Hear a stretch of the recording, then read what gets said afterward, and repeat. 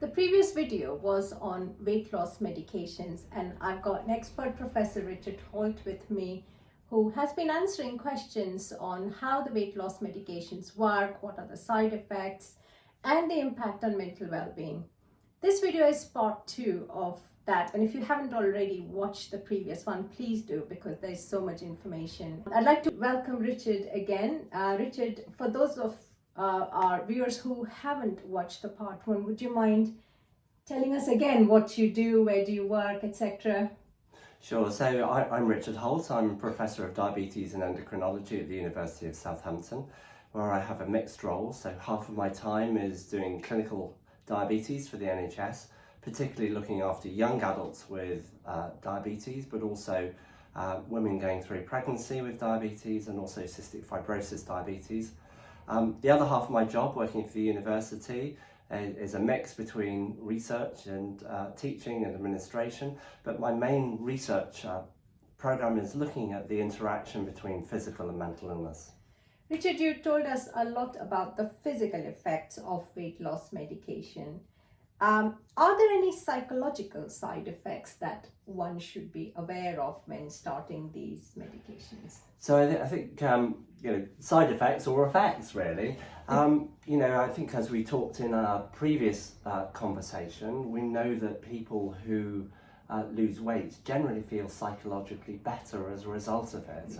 We talked previously about how people who have obesity suffer from stigma and discrimination, and actually having a drug that helps people to lose weight can often improve their self-esteem and make them feel better.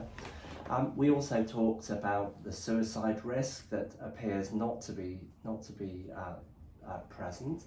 So I think overall I wouldn't say there are any psychological side effects from these drugs in general terms, but obviously that doesn't mean that people can't have problems associated with the treatment.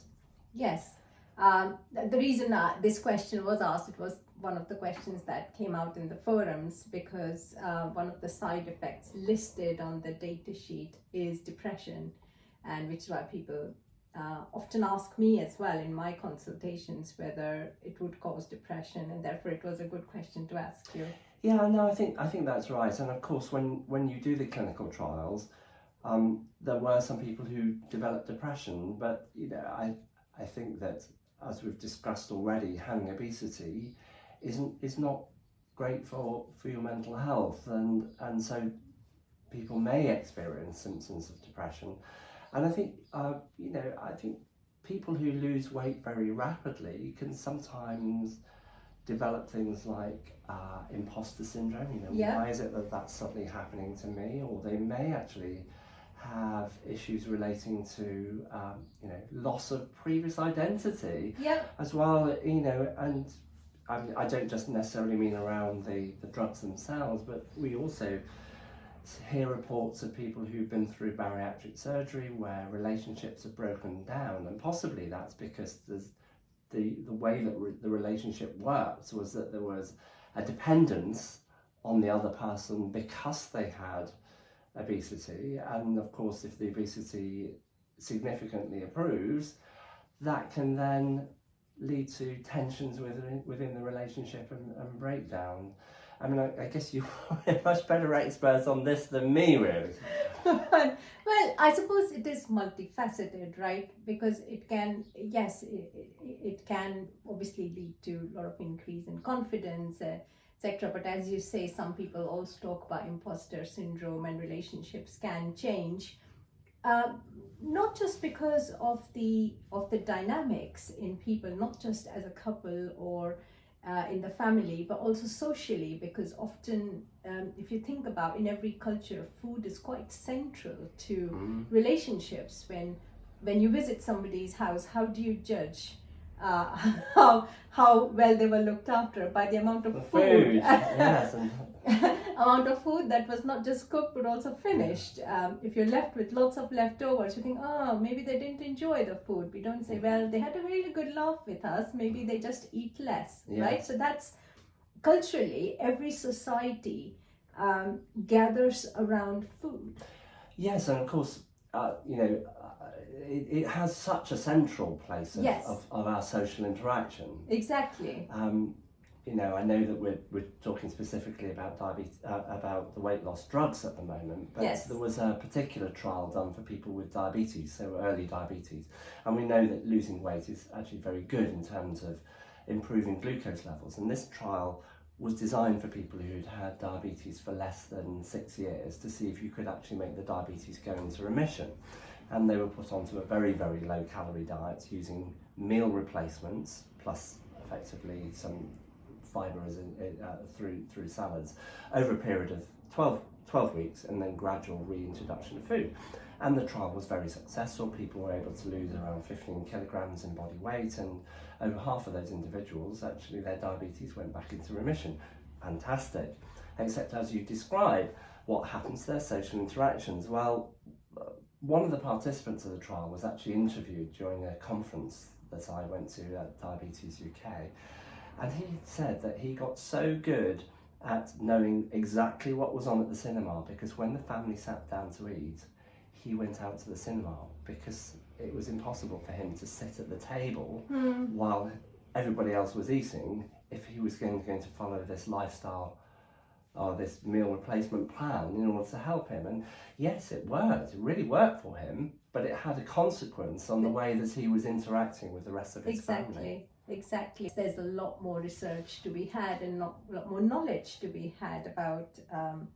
Yes, and I suppose because in the trial that I was describing, the direct trial, there was, when you start to think about a lifestyle intervention, you might think that there's going to be more of a psychological effect, and there's a lot more research done around the psychological consequences of the intervention in the lifestyle, these meal replacements, than you see in the drug trials. Now, maybe we should be doing the same sorts of studies in people with There's an idea for more research. Well, there is. I mean, but in our last conversation, we talked about the Liraglutide study that we did, where we used once daily Liraglutide to support people losing weight, and we did actually do a psychological component. So we actually asked people, how did you feel? And the vast majority of people, they said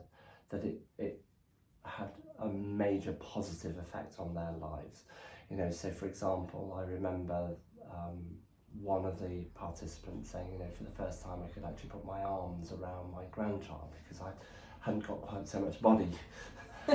And so I could do that, and they were discussing how, because they were so much more physically active, they were able to interact with the family much better. So, I mean, yes, I guess so far we've highlighted some of the potential negatives, but I think overall the positives outweigh it. Yes, it's just balancing the risks and benefits. And then talking about the eating aspect and we see a lot of individuals who have problems with eating, we call them eating disorders.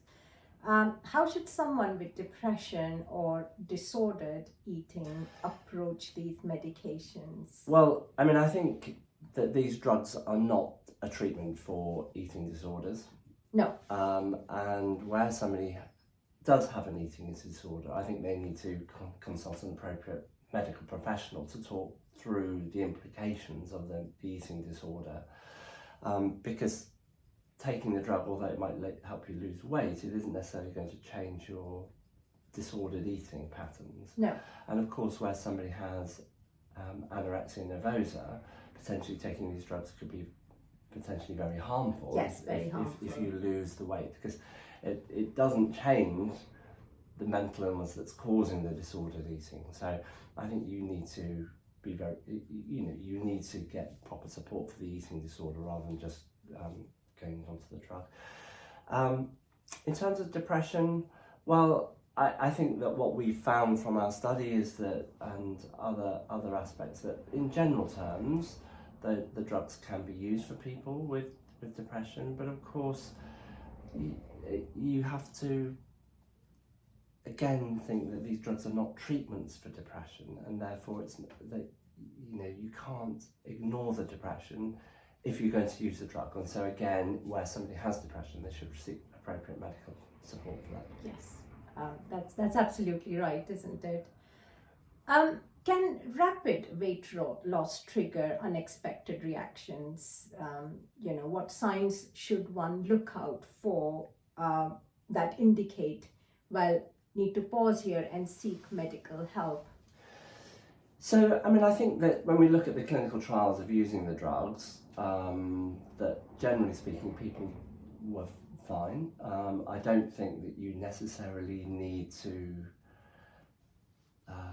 look specifically for a greater than weight loss in order to trigger help. But I think, for somebody using the drugs and for a healthcare professional looking after somebody using the drugs, I think it's always important to ask about their mental well-being. Yes. When you're reviewing them, so not just putting it on the scale and saying, well, yeah, that's fine, I'll see you again in 3 months, but to actually ask these questions. Yes, I agree. What we're saying is that regular monitoring by a healthcare professional is quite important to ensure that all the benefits are still there, and if there are other things going on, that's addressed as well. I mean, particularly on the background of somebody who's already had a mental illness, I think it's important to be aware that needs to continue to be monitored. That's good, thank you. If there was one thing you wish more people understood about medical weight loss, what would that be, Richard? So I think that what I would like to, I mean, you say medical weight loss, I think what I would really like people to understand better is the fact that obesity is not the fault of that individual. There are lots of biological reasons why people gain weight, as we talked in the previous video, and fat shaming and making people feel guilty about their efforts to lose weight is always going to be counterproductive. So that's never the right way to do it. So I think that's one message that I would really like to see people get across. What else would I like to know? Well, I mean, we talked last time about long-term treatments. I think that we also need to understand how best to use these drugs over a lifetime rather than just over the 2 years that they're allowed at the moment. And that doesn't necessarily mean that people need to take them for a lifetime, and they may not need to take them at the dose that they've been using during their weight loss phase for the whole of their life. But I think we just need to know much better about the long-term effects of the drugs. We need more research. We just need more research, yeah. We need more research. Brilliant. Thank you so much, Richard. That was so helpful. A lot of information there. Please subscribe to the channel so that you don't miss out on the next one. Like it, share it, tell it to all the people you know. And thank you again. It's a pleasure. I hope you found it useful. Yeah. The views shared in this video are intended for informational purposes only and reflect current evidence and expert opinion. As every individual's health, metabolism, and circumstances are unique, please consult your doctor or a qualified healthcare professional before making any medical or lifestyle decisions.